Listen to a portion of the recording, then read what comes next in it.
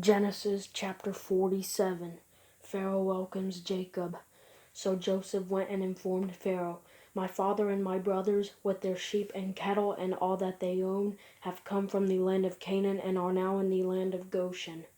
He took 5 of his brothers and presented them before Pharaoh. Then Pharaoh said and asked his brothers, "What is your occupation?" And they said to Pharaoh, "Your servants, both we and our fathers, are shepherds." Then they said to Pharaoh, "We have come to live in the land for a while because there is no grazing land for your servants' sheep, since the famine in the land of Canaan has been severe. So now, please let your servants settle in the land of Goshen." Then Pharaoh said to Joseph, "Now that your father and brothers have come to you, the land of Egypt is open before you. Settle your father and brothers in the best part of the land. They can live in the land of Goshen. If you know of any capable men among them, put them in charge of my livestock." Joseph then brought his father Jacob and presented him before Pharaoh, and Jacob blessed Pharaoh. Then Pharaoh said to Jacob, "How many years have you lived?" Jacob said to Pharaoh, "My pilgrimage has lasted 130 years. My years have been few and hard, and they have not surpassed the years of my fathers during their pilgrimages." So Jacob blessed Pharaoh and departed from Pharaoh's presence. Then Joseph settled his father and brothers in the land of Egypt and gave them property in the best part of the land of the Ramses, as Pharaoh had commanded. And Joseph provided his father, his brothers, and all his father's household with food for their dependents. The land becomes Pharaoh's. But there was no food in that entire region, for the famine was very severe. The land of Egypt and the land of Canaan were exhausted by the famine. Joseph collected all the money to be found in the land of Egypt and the land of Canaan in exchange for the grain they were purchasing, and he brought the money to Pharaoh's palace. When the money from the land of Egypt and the land of Canaan was gone, all the Egyptians came to Joseph and said, "Give us food. Why should we die here in front of you? The money is gone." But Joseph said, "Give me your livestock. Since the money is gone, I will give you food in exchange for your livestock." So they brought their livestock to Joseph, and he gave them food in exchange for the horses, the herds of sheep, the herds of cattle, and the donkeys. That year he provided them with food in exchange for all their livestock.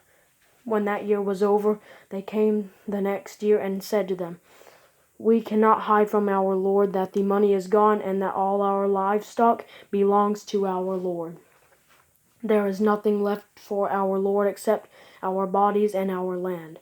Why should we die here in front of you, both us and our land? Buy us and our land in exchange for food. Then we, with our land, will become Pharaoh's slaves.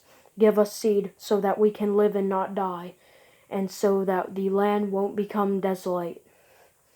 In this way, Joseph acquired all the land in Egypt for Pharaoh, because every Egyptian sold his field since the famine was so severe for them. The land became Pharaoh's, and Joseph moved the people to the cities from one end of Egypt to the other. The only land he didn't acquire was the priest's portion, for it was given to them by Pharaoh. They lived off the rations Pharaoh had given them, therefore they did not sell their land. Then Joseph said to the people, "Understand today that I have acquired you and your land for Pharaoh. Here is seed for you. Sow it in the land. At harvest you are to give 1/5 of it to Pharaoh, and 4/5 will be yours as seed for the field and as food for yourselves, your households, and your dependents." And they said, "You have saved our lives. We have found favor in our Lord's eyes, and we will be Pharaoh's slaves." So Joseph made it a law still in effect today in the land of Egypt, that 1/5 of the produce belongs to Pharaoh. Only the priest's land does not belong to Pharaoh. Israel settles in Goshen. Israel settled in the land of Egypt in the region of Goshen.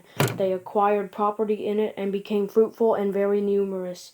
Now Jacob lived in the land of Egypt 17 years, and his lifespan was 147 years. When the time drew near for him to die, he called his son Joseph and said to him, "If I have found favor in your eyes, put your hand under my thigh and promise me that you will deal with me in kindness and faithfulness. Do not bury me in Egypt. When I rest with my fathers, carry me away from Egypt and bury me in their burial place."